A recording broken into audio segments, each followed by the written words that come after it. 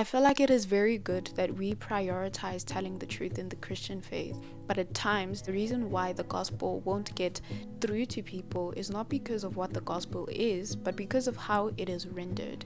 We tend to sometimes prioritize truth over actually loving people. You need to ask yourself and really ask God to examine your heart and make you see why you share the gospel the way you do.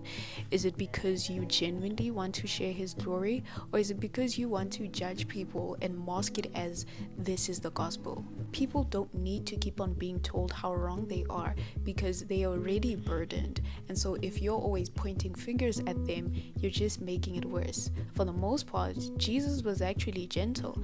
Did He water down the truth? No, but He did it in a very loving way. But at the same time, I myself can't really judge anyone for doing that, because maybe the reason why you keep on rendering the gospel to people in a judgmental way is because that's how it was rendered to you. And because that's the only way you actually know the gospel to be, then that is how you're going to give it on to other people.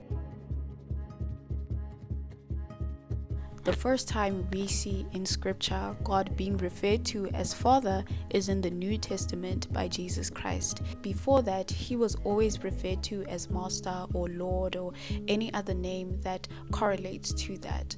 And during that era, people were going about their lives trying to live according to the law. They were always focused on how right they could do things instead of basing their relationship on what they could do with God. How you see the Lord, or the part of Him that you most of the time emphasize on, is directly correlated to how you relate to Him. So if you are always viewing God as your Lord and your Master, then that is how your relationship is going to look like. You're always going to go about your life trying to please Him and trying to do the right thing, and therefore the gospel is going to be based on works and not grace.